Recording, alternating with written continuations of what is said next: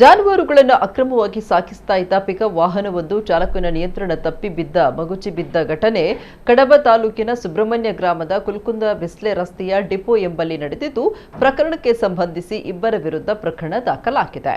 ಹಾಸನ ಜಿಲ್ಲೆಯ ಅರಕಲಗೂಡು ನಿವಾಸಿಗಳಾದ ವಾಹನದ ಚಾಲಕ 22 ವರ್ಷ ಪ್ರಾಯದ ಚಂದ್ರುಯಾನೆ ಚಂದ್ರಶೇಖರ ಮತ್ತು ಕ್ಲೀನರ್ 45 ವರ್ಷ ಪ್ರಾಯದ ಮೋಹನ್ ಎಂಬವರು ಈ ಪ್ರಕರಣದ ಆರೋಪಿಗಳಾಗಿದ್ದಾರೆ.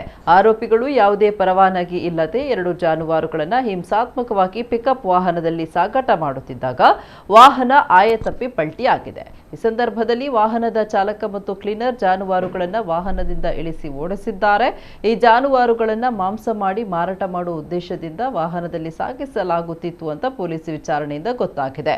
ಘಟನಾ ಸ್ಥಳದ ಸ್ವಲ್ಪ ದೂರದಲ್ಲಿ 2 ಜಾನುವಾರುಗಳು ಪತ್ತೆಯಾಗಿತ್ತು. ಸುಬ್ರಹ್ಮಣ್ಯ ಪೊಲೀಸರು ಕೃತ್ಯಕ್ಕೆ ಬಳಸಿದ ವಾಹನ ಮತ್ತು 2 ಜಾನುವಾರುಗಳನ್ನು ವಶಪಡಿಸಿಕೊಂಡು ಆರೋಪಿಗಳ ವಿರುದ್ಧ ಕರ್ನಾಟಕ ಗೋವುಗಳ ಸಂರಕ್ಷಣಾ ಮತ್ತು ಜಾನುವಾರು ಪ್ರತಿಬಂಧಕ ಕಾಯ್ದೆ, ಪ್ರಾಣಿ ಸಂರಕ್ಷಣಾ ಕಾಯ್ದೆ ಮತ್ತು ಭಾರತೀಯ ಮೋಟಾರ್ ವಾಹನ ಕಾಯ್ದೆಯನ್ವಯ ಪ್ರಕರಣ ದಾಖಲಿಸಿಕೊಂಡು ತನಿಖೆ ನಡೆಸುತ್ತಿದ್ದಾರೆ.